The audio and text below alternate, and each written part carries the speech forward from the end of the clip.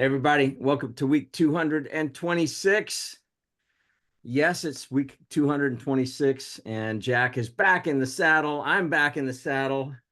I was gone last week to Denver, Colorado, just getting out right in the middle of the storm or right before it went going. But we had two, not just one, but two tornado warnings where everybody's phones were blowing up in the concourse, which is that's kind of not a good place to be if a tornado hits where there's glass everywhere. But anyway, we got out of town all right. But thank you for taking that last week, Jack and Adam. And Adam's driving to New York City, take his son up there who has graduated from film school at SCAD, and he's got a job, and he's going to be, beating the streets in the Big Apple. So, and we have a very special guest today, Rob Squatriglia with Summit Insurance Group.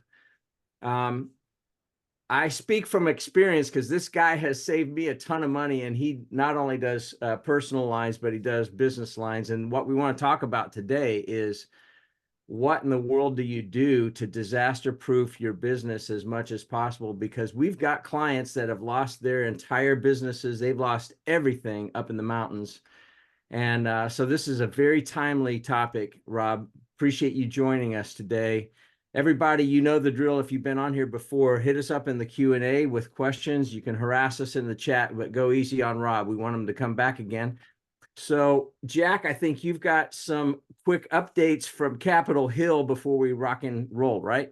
Yeah, just briefly. So, we had the benefit of a decrease in interest rates recently, and so a lot of speculation as to the differences of opinion as to the actual impact of that decrease over the past several weeks, and then what is in our near future, at least through the end of the year. And it looks like most people are saying, and even the Fed is saying, that possibly two more stopping points in the decrease, 50 basis points each, so half a percentage times two. So perhaps by the end of the year, interest rates will come down a full percentage, and then they're taking baby steps. And so it seems like that they are taking the baby step and seeing what happens. And if things are okay, they may be afraid to even go even further. So the other side of it is, well, okay, if it's okay, then we should go even further. And so they're just afraid of there being a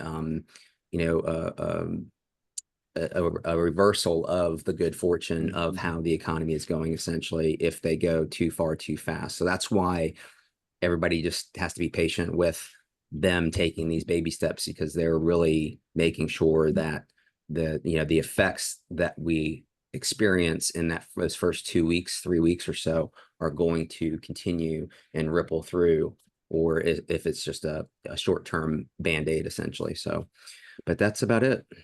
All right, cool. Thank you. Sure appreciate that. Really do. And so, all right. Well, Rob, so you've been around the horn more than a day or two, and you've been in this business for a long time. You're a business owner yourself. And so you've seen kind of the good, the bad, and the ugly. And insurance is a, um, a great thing when you need it, and when you have an insurance carrier that actually um, follows through. And I've heard too many stories lately of, people that had kind of cut rate insurance. They thought it was good. They lost their house. I just heard this yesterday. They lost a $350,000 house, and the insurance settlement came back with $13,000. Like, what? So and you've helped me as I had my rates just skyrocket because I did have a claim, God forbid, on a hail damage on my roof. And after being with that carrier for 37 years, they dropped me. And there is a good carrier, I thought, and they'd always come through before, but we had two claims within 3 years or something like that, and they boom axed me. So Rob, if you could kind of give us a little bit of an overview of, what do people do right now? Like, if they're in the situation, they've lost stuff, they've lost everything, like in the worst case scenario where you got no records, you're just kind of wondering what in the world just hit you. where would you start? And then let's go back into, all right, so you dodged this bullet this time. If you're a business owner, pay attention what other people have gone through. What should you be doing to kind of bulletproof your establishment? Yeah, I appreciate that. So I was on a status call back on Tuesday on 10/1 with one of our insurance carriers. And it was the adjusters talking about what they're doing, why they're doing it, when they're doing it, and telling us agents how we can best help them. And it was two main lines of business. There's the auto line of business and the property. And so right now, out in the mountains, especially, and where all the devastation is, they've got something called a CAT adjuster. They've got 5 auto CAT adjusters. CAT meaning catastrophe. And so all these insurance carriers are sending out these CAT adjusters. They have a lot of experience. They've got a checkbook physically in their hand. A lot of these can Zelle you money, can PayPal you money, so that you can get money in your pocket. If you can possibly download your carrier's application to your cell phone, that's a great thing to do. It only takes a couple of minutes, so I would advise everybody to do that. There's something called direct repair facilities to go along with these automobile claims. That would be where a carrier says, we're comfortable with you sending your car over to ABC Collision. Well, ABC Collision may not be in business, and so they're running into that. Over in Asheville, Morganton, and Boone, they've been impacted, meaning that they're not in business, and some of these shops are still unaccounted for because they've been washed away or they're underwater. So be sure that you be really patient about that. But on the property side, they ask us to get the claim to the proper adjuster. So there's 5 different types of claims. So when you talk to your agent, make sure that you explain what type of issue you've got. There's large loss for residential. There's large loss for commercial. There's windstorm and hail. There's flood, clearly a flood. And then the next thing is going to be the small type of claims, tree removal, food spoilage, and those sort of things. And what they do is they call these buckets, and they get the claim into the right bucket. And so the larger claims are going to have, the more experienced people, and they're going to try to facilitate as much as they can.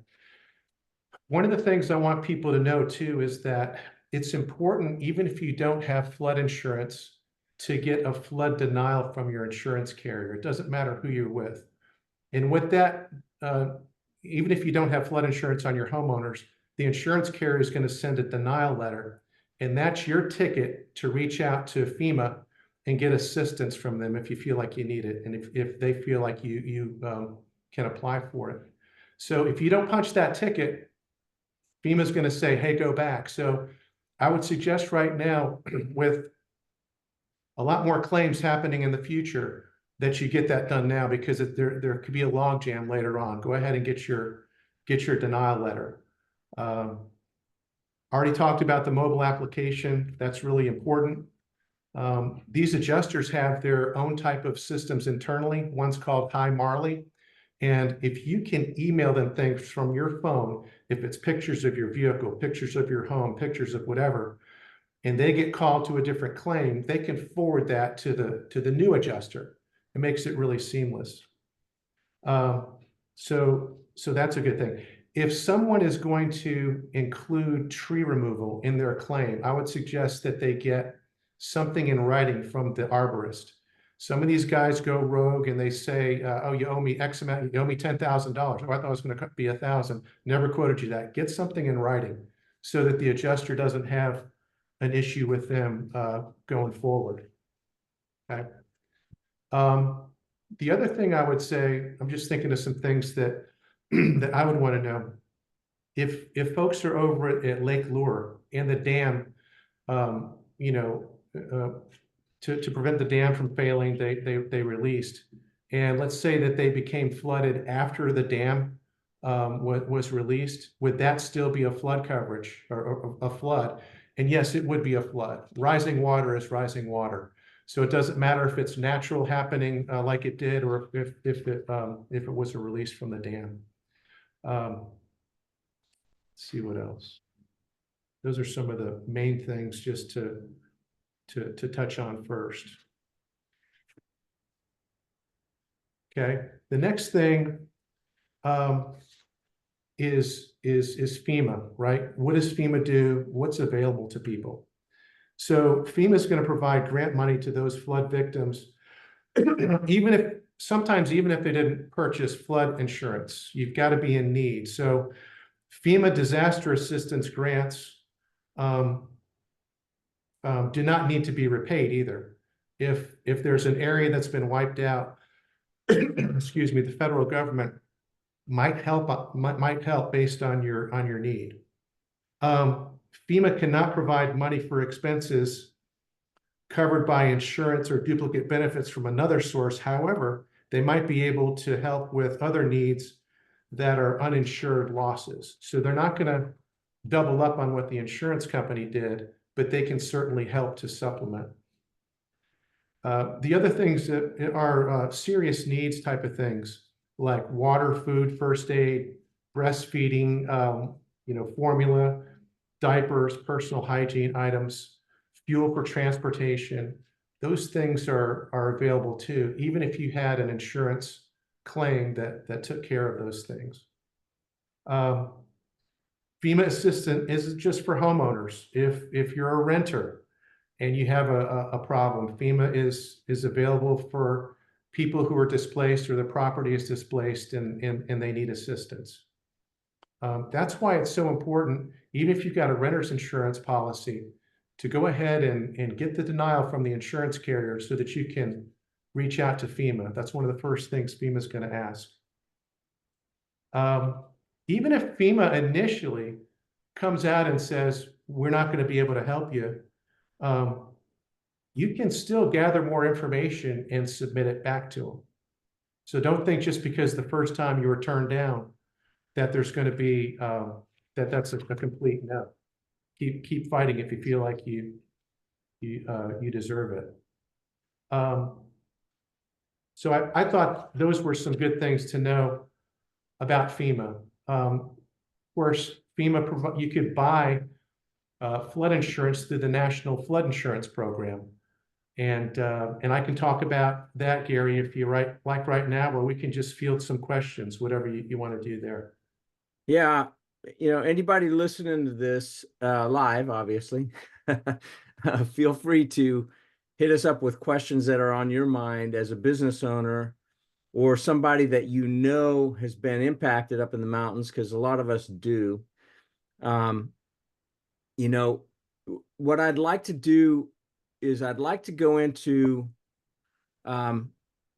people that have lost their businesses, right? So we have some business owners up in Lake Lure area where everything's gone. Like it's just completely gone. So, talk about business continuity, those kind of things.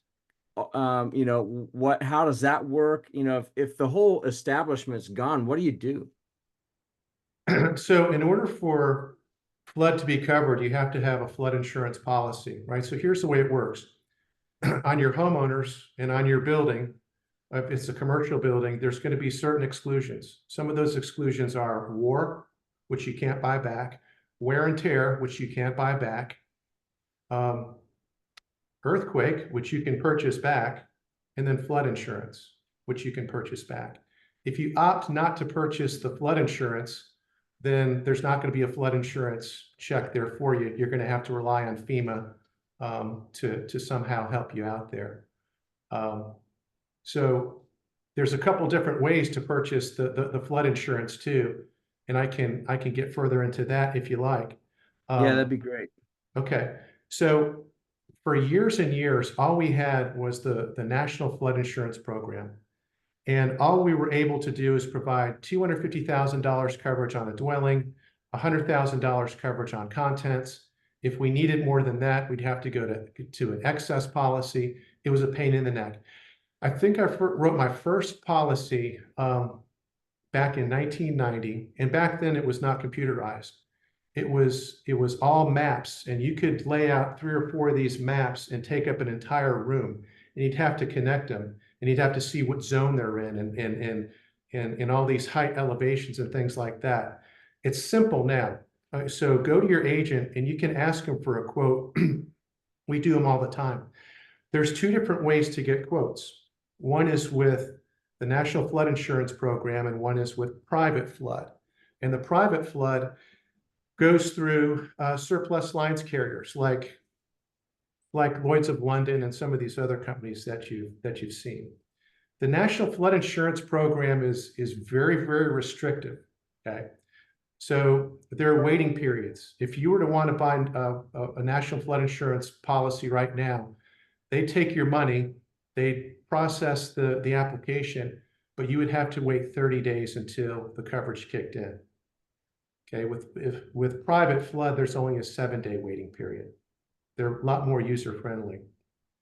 Now, the only caveat to that would be is if you're closing on your homeowners, and typically, if you're in a flood zone, the bank says, hey, you've got to have flood insurance. You opt to go through the National Flood Insurance Program. They will waive that $30 or that 30-day wait period. Okay, so that's a big thing, is the waiting period. The private flood policy will come into play if your property is if only your property is impacted by the flood.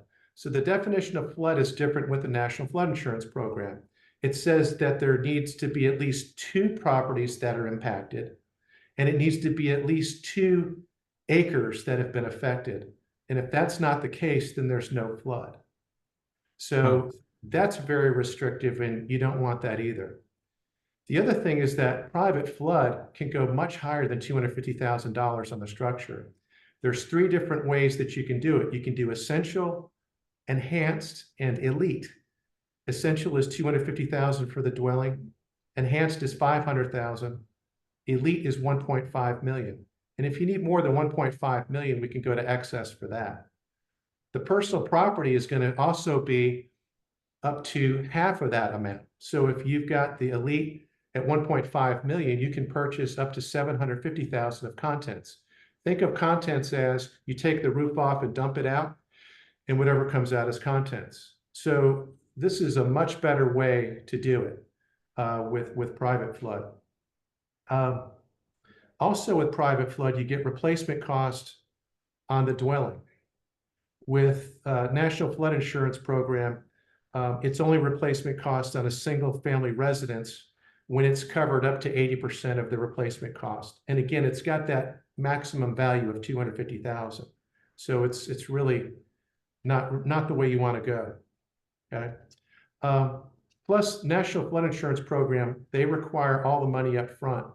And with the private flood plans, you can actually spread your payments out, monthly, quarterly, annually, whatever you like. It's a lot more user friendly. So, the NFIP is like Fred Flintstone, and the private is like George Jetson, and I would prefer to be George Jetson. And plus, the federal government doesn't move quite as fast as we want all the time. Private sector is much quicker, much more efficient. So yeah. I hope that sheds some light on things.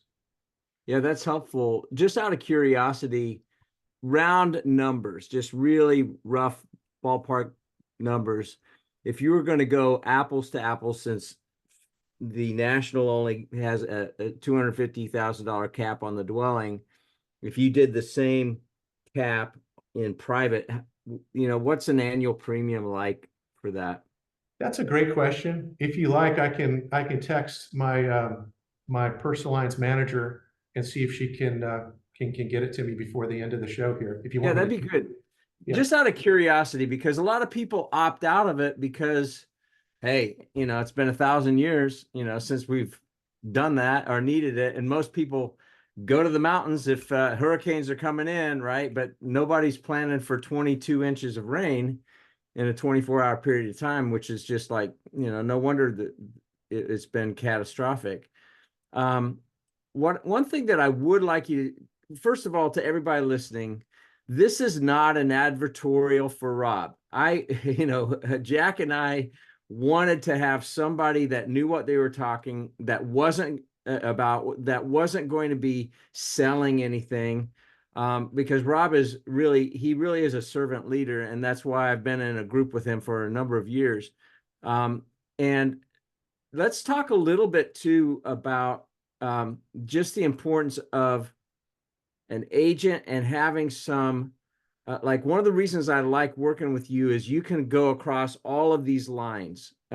You're not captive to a single provider, and you can shop across all of these things. So I actually like that, and it's worked in my favor for sure. But talk about that, but then also about some of these cut rate groups, because I had, my rates went up because I had a big claim and I wasn't happy about it. And he found me a really good deal. But then the next year when it came time to re-up, it was a 50% increase. Boom. Like, are you serious? Yeah, he was serious. And I found, I get a call from somebody, I see somebody, and it's like a way cheaper price. And I go, Rob, what do you think about this? And he says, be careful, because these guys are, they're going into all these Gulf states, and we're worried about whether they will be there. When do they have the reserves in case claims start hitting? That's a really important thing. And so I actually opted not to, because I needed to have a carrier that I thought was going to be around if claims got hit, because at the end of the day, it doesn't matter how low your premium is.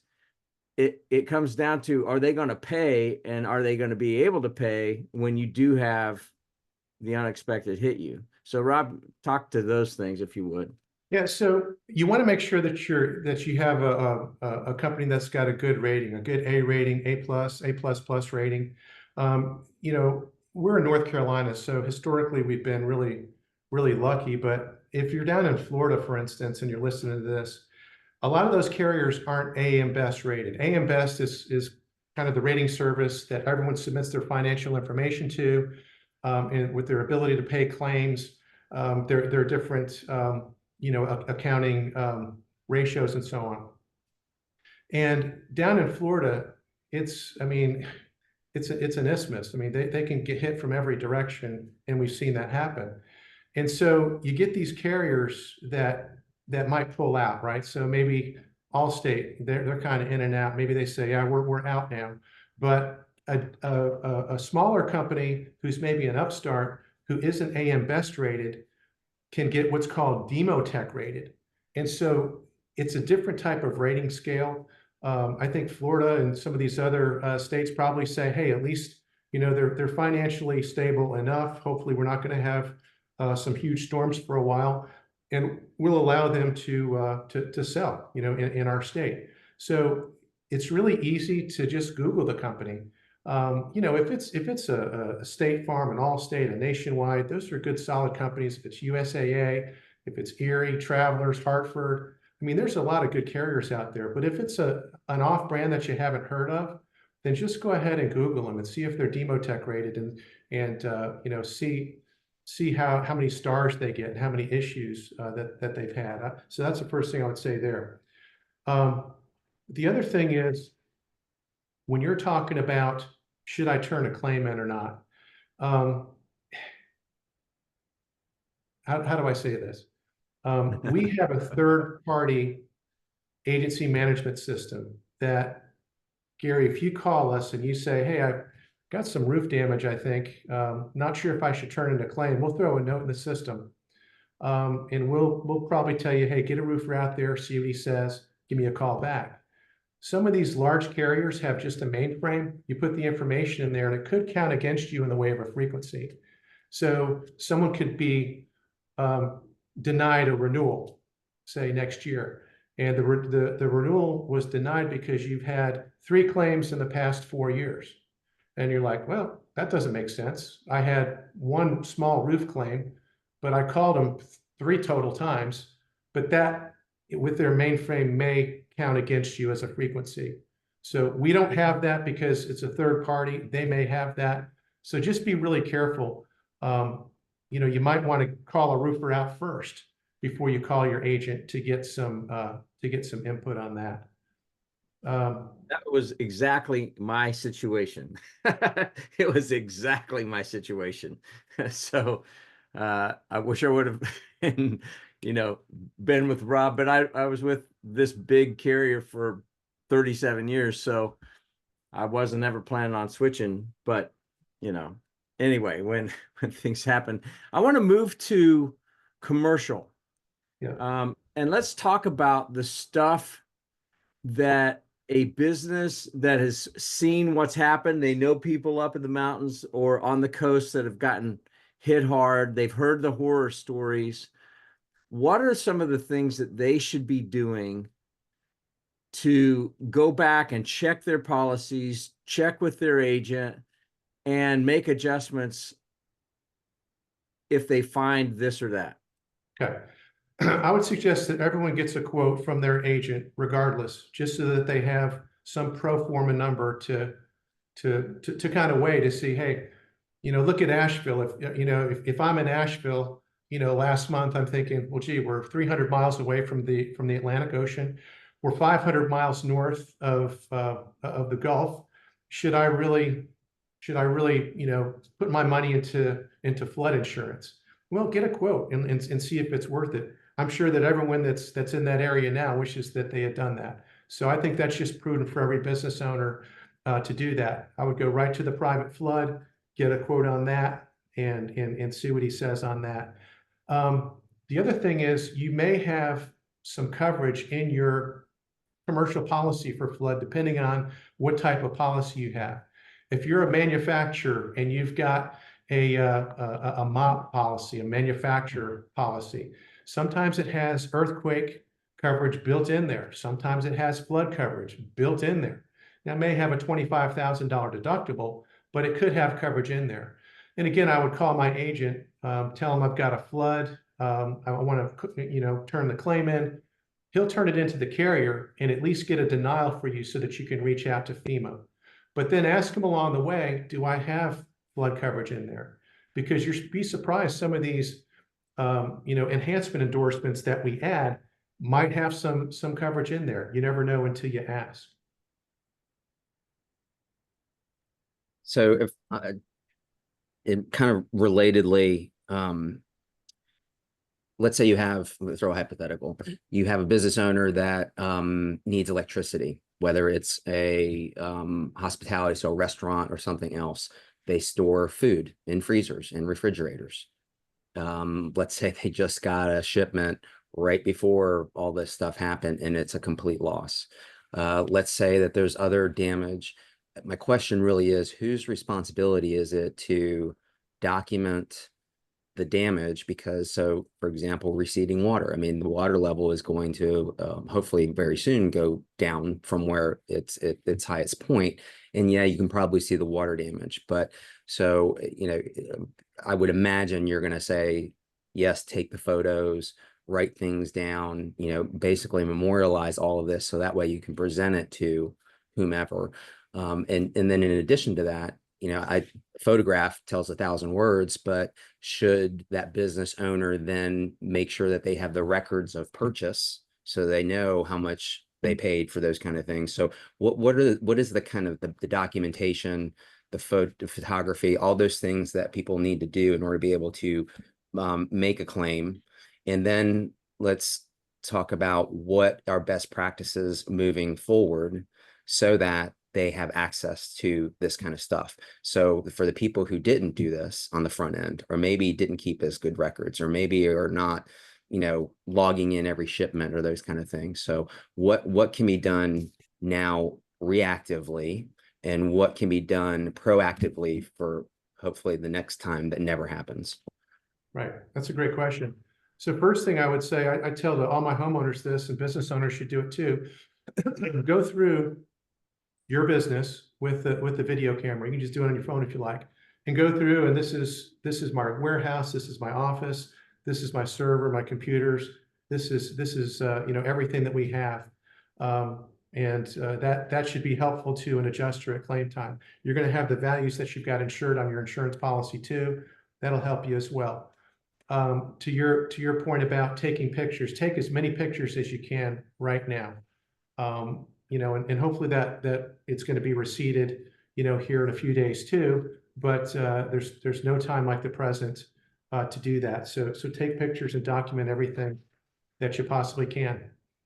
It's, you know, it's better to be proactive than reactive. So now's an opportunity for people maybe at Lake Lure, or maybe, you know, in Statesville, or wherever they are, to say, man, we probably dodged a bullet here.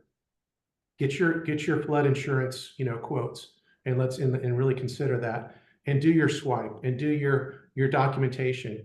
And you've got backups, so you're in the cloud, so you can see what your purchases have been, so that you can tell the adjuster that, or you can tell FEMA that.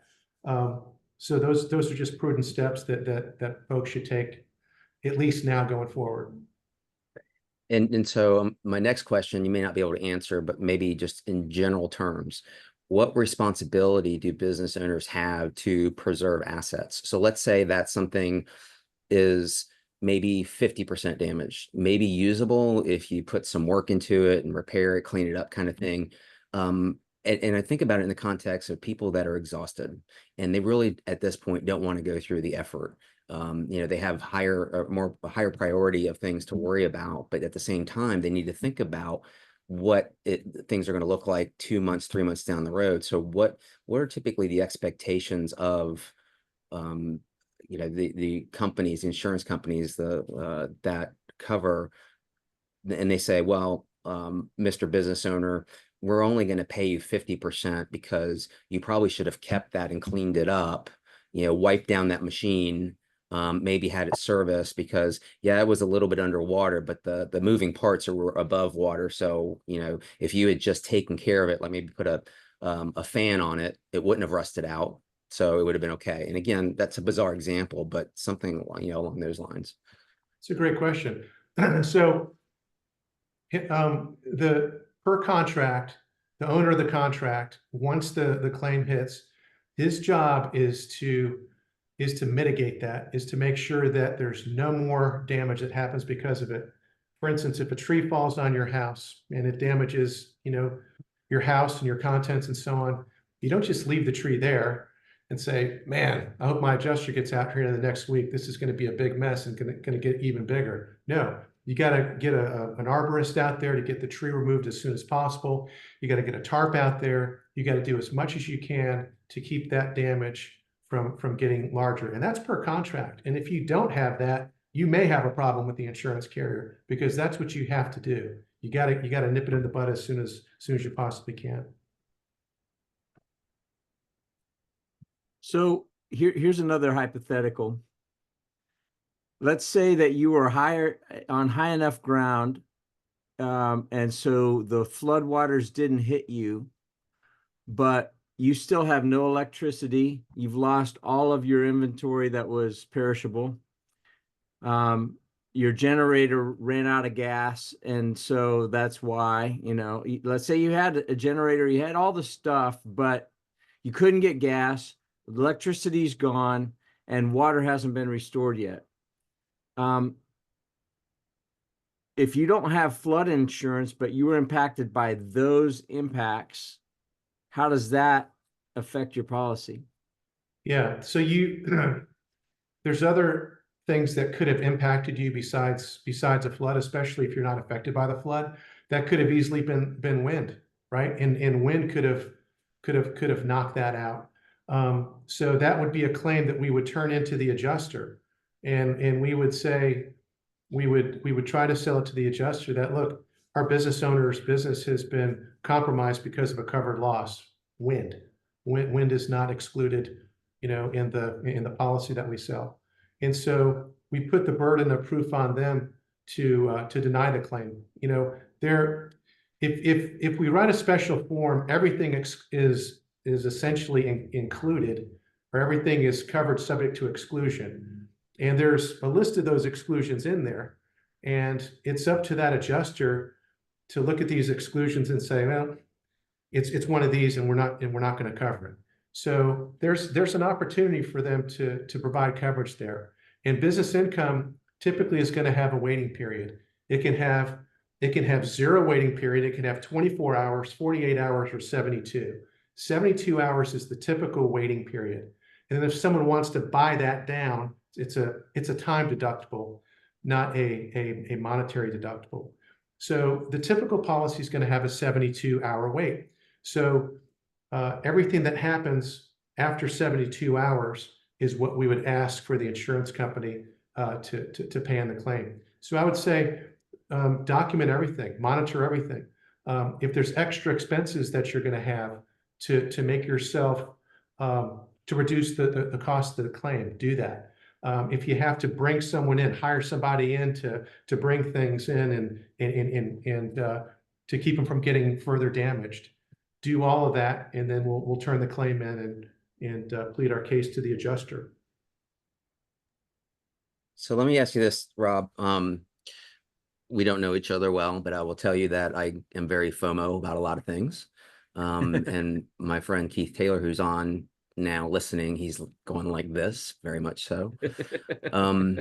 So that would include something along the lines, let's say if I had damage in my business or at home and going through the claim process, and we think we got it. We think we covered it. We think I got paid. Everything seems to be repaired.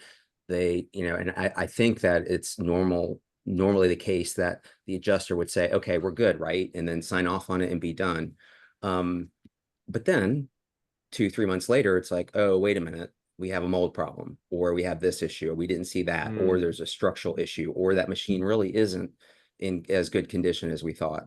And then so, the FOMO part of it is okay, wait a minute, maybe I shouldn't sign that document that says, hey, we're all good, right? Because hopefully it doesn't have a waiver in it. It shouldn't, but I have seen some that basically say, okay, you understand that this is full and final settlement of all things related to what just happened, and don't come looking at us for additional coverage for anything, which is probably illegal in the insurance world. But so if you could address that, like what happens for things that maybe are you happen later that were not going to be noticed at the time that you said, yeah, everything's good.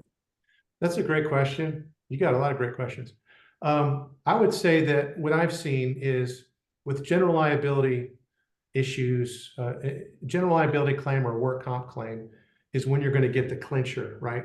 So the guy that says, I'm hurt, I've gone through rehabilitation, I'm feeling better now, I'm going to get a permanent settlement or a partial disability settlement. And then part of that settlement is you're signing the clincher that this is going to be closed now. You can't come back next year and say, oh, my back still hurts. This is going to be it. So that's how they clinch work comp. General liability might be the same thing. Hey, when we're signing this, you're relieving us of any more negligence. We've made you whole. Property's different.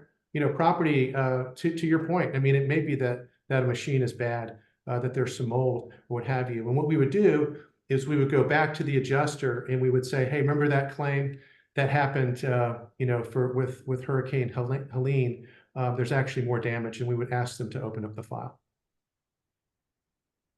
And sorry, I guess relatedly, is it an unlimited amount of time that, or is there kind of like a standard that, yeah, probably within a year, 12 months, if there's going to be something that's latent, it will pop up kind of thing? I mean, because then the issue becomes, well, is the damage because of what happened, or is it because normal wear and tear, or maybe even abuse of that machine after the fact? Maybe they ran it for 24 hours straight for a week because they had to get out production, and now they're trying to go back. Now obviously there would be some assessment to say, well, wait a minute, you burned oil, you were burning oil 24 hours a day. But is there maybe a kind of an industry norm to say, well, when there's a catastrophe, we know that you're probably going to see things pop up at the latest 6 months, 12 months down the road? That's a really good question again. I am not an adjuster. I don't have an adjuster license. I write the policies and explain them to people. I don't write the checks. But that's a good question about time frame. I don't know if there's a statute of limitations. I could certainly find out, and I can let you and Gary know. And if you guys wanted to put an email out there or put something on the site, that is a good question. But property claims are different from liability claims and work comp claims. And if you've got a good company, they're going to be friendly, open it up, and you want your insurance agent to be your advocate then. So here's a question I think by calling Keith out, Keith had to respond with a question. Good to see you here, Keith. But it says, for people that have been affected by the storm and don't have flood insurance, is there any course of action for replacement monies, individual or for business? FEMA, Yeah. right? Well, yeah, so I touched on that briefly about FEMA. And so FEMA is going to go to these destroy, and so it's a destruction area. The president declared it, that it's been a destruction. And so there's certain federal avenues that open up when that happens. And so FEMA is going to be able to issue grants, and the grants don't have to be paid back. I'm not sure exactly, what their needs basis are, but it's going to be based, on need. And so it's going to be expenses that aren't necessarily to be contemplated by insurance either. So it could be first aid, it could be formula for babies and things like that. If your house has been wiped out, you get you go to your insurance carrier and say, hey, I didn't have flood, but can you turn in the claim? Yes, denied. And go to FEMA and say, I don't have a house anymore. I barely have a foundation. And you turn in the claim to them like that. They may not provide you any money, but that's the avenue that you do. You get your denial first, and then you go to FEMA to ask for the grant money. Does FEMA, do they take over everything in these kind of situations, or is there state money, county money, city money? And I say that as an aside, it's very heartwarming to know that my colleagues here, we put together a supply drive, and there's a whole bunch of stuff in down the hall here. Churches are doing it, my neighborhood's doing it, so all those things. But as far as public money, is there can business owners look to those pots? Or is it really, no, really, it's federal disaster money, it's federal tax money that's being used for this kind of thing? And again, you may not know the answer to that question, but I'm just curious as to what other sources, potential sources can people go to help them recover with their businesses and their homes?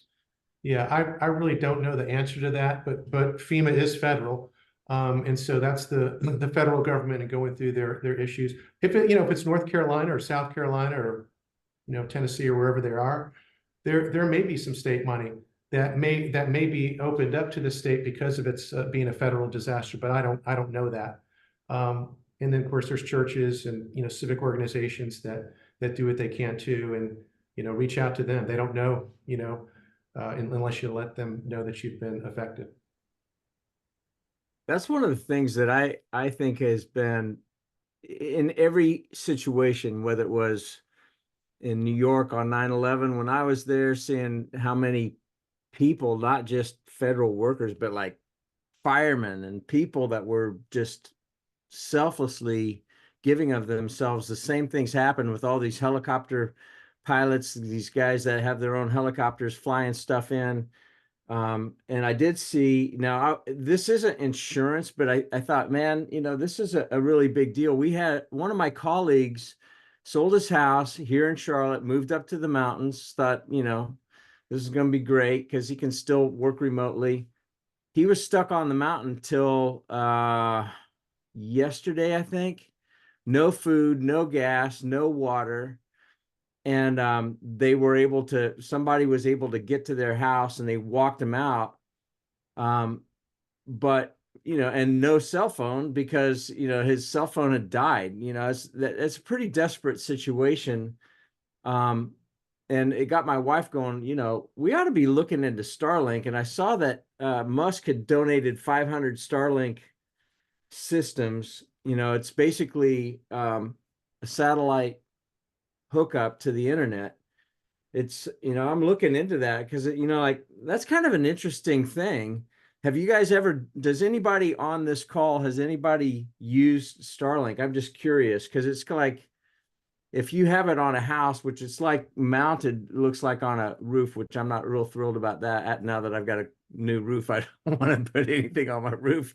But you could do mobile as well. But like a home is like $120 a month, and it's like about $300 for the system. They have a mobile version where it can be for like truckers, and they say nomads or campers or whatever. And it's about $50 a month. Still $300 for the system. I'm just curious, has anybody used it? I don't know if you see Joe's comment, and I was expecting it, but yes, Joe is in that industry, and he said we will sell you Starlink. Is that the one that the train through the sky, the train through the sky that goes through? Yeah. Yeah, because we were in Arizona, and I was like, why does it look like that there is a train in the sky? And sure enough, it is what it looks like. It's very cool. Oh, But very yeah. cool. So Joseph, uh, weigh in, like, how does that thing work? So yeah, you've got plans, sea or land. And I saw three plans actually: home, like a fixed dwelling, mobile, and they said nomad, campers, cars, blah blah blah. And that was $50 a month. And then boat was like $250 a month. Like, oh, okay. Um, and Joe says it's easy. That's cool. But I'm just like, why? I would like to have it on standby. I don't want to be paying, whether it's $50 a month or $120 a month, for something just in case. And it looks like you can actually turn on and off the mobile version, but like, do you mount it to your car, or, I don't know. I need to do some more research, but I think the bottom line is having some communication is pretty doggone important, especially we're so tethered to everything electronic right now. It's just crazy. Well, it's become an expectation in every way, and we had talked about this before about people's attention spans and kids' attention spans in particular with electronic devices. So, we have that sense of immediacy or need for immediacy, and we get very frustrated. I'll speak for myself. I get very frustrated when, communication is slow. And then the next thought in my mind is, okay, first world problem, Jack, get over it. So, Yeah. but we have become that way, and, and we are reliant upon, I mean, this video call, all the things that we do, and what happens when, during the storm. I was very fortunate it didn't lose power, but it flickered a couple times and very frustratingly reset my internet. Okay, well, that's just what it is when I know that my neighbors Right. down the road are flooded and don't have electricity and, don't have essentials, and watching complete entire houses float down roads. So anyway, my editorial in Adam's place for today. Hopefully Adam will watch this, but I'm not counting on it. He's Hey, too Jerry, busy. by the way, I was watching the news, and apparently these guys with ham radios have been helping out a lot. So they're not running out of electricity because it's a ham radio, and those radio waves can go really far. And Yeah. they've been, helping to tell people, hey, helicopter just picked up your husband. He's okay. Things like that, where the guy's got no cell phone. He's lucky he got a helicopter. So the ham radios are a cheap way to probably to do that. Oh yeah, man. Remember the CBs, man? I was the one wildfire in in high school. Breaker, breaker, any taker. Yeah, I remember that. That is so funny you say that. I was going through some stuff in my garage and I was going to throw it away, but I wanted to show my son, my kids, when they were home, what that was. And I still wonder. It has like 40 channels, but everybody always used 19. So it's like, okay, Right. why have 40 channels, right? But yes, I had one of those as well and enjoyed it. What was that movie? And I just remember Wolverines because like Michigan, where the Chinese and the Russians invaded us and they were using ham radios, and it was a was it Patrick Swayze movie? You know what I'm talking Oh, I about? And they didn't did a see that remake of one. it. No, if anybody knows, I'll give somebody a gift card because that Oh, just that's bothers me good. now. Red Dawn, yes, thank you, Smokey and the Craig. Bandit. That was the one that got everybody in. Craig got it. Red Dawn. Oh, good job, Craig. All right, I'll send you your coffee card. Good for you. Yeah, that was good. So as we're coming towards the top of the hour, any other questions? I mean, stump the chumps while you got us, man. Anybody that wants to hit us up with questions. Rob, So thank you so much for taking time out of your day to do this for us too. you're welcome. And I did get the answer back from my manager here. So she did a quote for a home that's $636,000. $636,000, and the first part of the NFIP is $400. The remainder is $600. So it's about $1,000 for an NFIP quote for a $636,000 house. And then I asked her, I said, how does that compare to the private? She says, from what she has quoted, she finds that private flood is cheaper for homes higher than $250,000, and you get better coverages. If you're closer to the coast, however, NFIP is cheaper. And so what you're going to find is that the private companies don't want to be so close to the coast. They don't want to have to do it. And if you're going to put the coverage with them, they're going to get their pound of flesh. So if you're more inland, private should be a better deal for you. I have That's a loaded great. question that I just thought about. Yeah. All right. So here it is. I'm going to say it in the worst way, purposefully. Is there discriminatory practices that go on depending on geography? And let me explain that. So someone who lives on the coast near the beach, you presume that they would get flood insurance because they're at sea level. And so does that mean that they are, if they don't get it, that they're assuming the risk? And then take a city that is maybe 50 miles away, but is still not at sea level, but maybe close to it. So before you start getting elevated, is there a shift of the risk or an assumption of the risk on the business owner, homeowner, because they should have gotten flood insurance and they didn't? So we're not going to subsidize their conservativeness of not getting it, not spending the money, or conversely, them being stupid because they're on the beach. So again, loaded question. I don't know if you have the answer to that, but just as you're talking about that, it's like, okay, I think about people that, okay, if you're in a flood zone, you need to get flood insurance. If you're close to a flood zone, you probably should get insurance, right? So Yeah. So the way if you're talking about redlining, it's not redlining if you treat everybody the same way in the same area. So for instance, if a business is east of I-95 in North Carolina or South Carolina, right? There are a lot of carriers that say, we're not going to write coverage east of I-95. If you're west of I-95, we'll do that. And as long as they do that to you and Gary and me and everybody else, everything's good, right? So there's that. And that's not redlining. I used to live in Horry County and near Myrtle Beach in a little town called Conway. And I wanted to write coverage on a restaurant there, and it didn't say that we couldn't do it. And so the underwriter called me back and said, hey, that's in Horry County.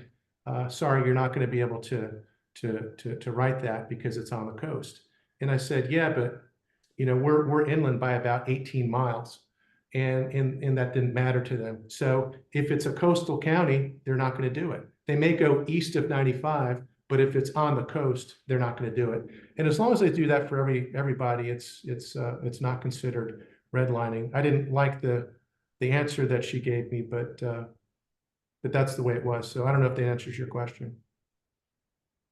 yeah, I mean, it answers it from the perspective of the ability of an insurance carrier to say, okay, well, like you said, the line of demarcation is Interstate 95, from the perspective of denying coverage because, and this, again, it's probably a FEMA thing and maybe a FEMA policy where they decide whether they're going to, whether it is a covered event. And again, assuming no discriminatory. So I'm throwing that in there just to be a little bit malicious in my question, but it's that, okay, if let's say someone west of 95 could have gotten coverage, but didn't, but they were maybe near a lake or near a dam, right? We talked about that at the beginning, and there was, and that, let's say that dam broke. And so you said water, water, moving water is moving water. So, but by them not getting that policy and living downstream, maybe they've assumed that risk. So, are we going to, again, maybe this is more of a rhetorical question, is the federal government going to cover someone because they did not get coverage where they maybe should have because they knew it was a risk because of where they chose to live? That's why FEMA has the grant money. I think you're going to find that not a lot of people buy the flood insurance. They should have it, but they don't. They could be, at sea level and they don't have it. That's why they turn in the denial letter from their homeowner's insurance company, kind of punch their ticket for FEMA to help. And then they say, hey, I've got a family. I need, food for my family. I need gasoline for my automobile. I need this and that because I'm having trouble making ends meet. And that's the process. Ideally, they get the flood insurance through the NFIP or the private flood, and they don't have an issue. But it's a voluntary program, and the government knows that, and the government knows that not as many people purchase it as they should. So they do provide the ability to try to get the grant money. Yeah, and I would say, so you're basically saying there's not a factor of stupidity built into that. And I say that jokingly because obviously not everyone can afford that insurance. It's not that it's inexpensive and you can go get it off the shelf necessarily. So I again, flippant. I don't know why I'm in this mood today, but yeah. So anyway, but yeah, I get it. That's good to know that they are not looking into necessarily prior behavior. They're taking the circumstances as presented to them, which just sounds like a denial, and then moving forward from that point. Yeah, I look at it as more like a humanitarian event. If there's a disaster, they're trying to help out, U.S. citizens, to kind of make ends meet until they can get back on their feet. And not that everyone's going to be helped because they're not, but you certainly have that avenue, to ask FEMA to help. And so I think that's a good thing. Okay. Very good. Well, this has been good. Joseph, if I'm not mistaken, you are in Nashville, Tennessee with longwaybroadband.com. Is that correct? If somebody wants to check out Starlink, I think it's worth looking into, man. Just another thing. My gut is we're going to probably do a continuation. Oh, yeah, he is Nashville. I recognize that 615 number. Oh, okay. You're in Mooresville as well. Oh, awesome. But that 615 area code is definitely Nashville. I've got family in Nashville, right? So, Joseph, thanks for weighing in. Yeah, Good to Gary, know. as a side note, just a continuation of last week, which I thought was an awesome session. And we've, as you saw when you saw the recording, we focused on the anxiety part of all of Yeah, the things we were talking yeah, about. But I mean, there's so yeah. much more. Chris and I were at the soccer game last night, and he's asking what do you think? And I was like, everybody thought it was wonderful, and we could have sat there for hours. But he knows we're mindful of everyone's time. In fact, I know we have 1 minute left. And so I think there's probably going to be a part 2. And I mean, his book is awesome. I don't get a cut from his book, the You Not Me mindset, but it is, I think what we're going to do is sometime down the road, ask him to come back and broaden that outside of just anxiety, and other things that impact the culture, the psychology of our businesses and the people in our businesses, because he speaks about that. He got priority parking because he knew the police officer that was standing out there, because he speaks to CMPD, and they just they're like, oh yeah, hey, they looked the other way and let him in the parking lot of lot 1 yesterday. So yes, Oh, cool. good stuff. Yeah, that's cool. Well, we'll powwow and we'll figure out which direction we'll go for next week. But I think something along this line, I don't think we should let this one go yet. Because there's just so much. It's not like, another thing that I'm interested about is like, okay, Lake Lure, sing it. Like, it was a beautiful, beautiful, beautiful little lake. And the water there was just beautiful. Well, what kind of a natural disaster, like toxic waste dump is that lake now, like all the junk that's in that thing, like how does that get cleaned up? I'd love to find out. My son, his specialty in natural resources conservation and management, he works for the state of Kentucky, and like that's his specialty is water and groundwater.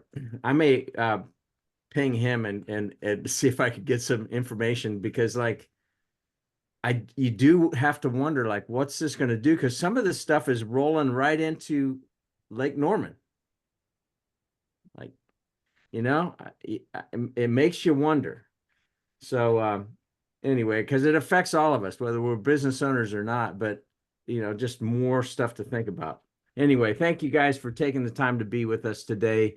If anybody came in late, this will be up on the BGW CPA YouTube channel later on today, as well as the Shoemaker website or the Shoemaker YouTube channel. So Rob, again, thank you, and appreciate you and your You're team welcome. over there. So Yes, thank you, Rob. You're Excellent. welcome. everybody I have a enjoyed it. wonderful Thank you. day. All right, Bye. see y'all. Bye-bye. See you.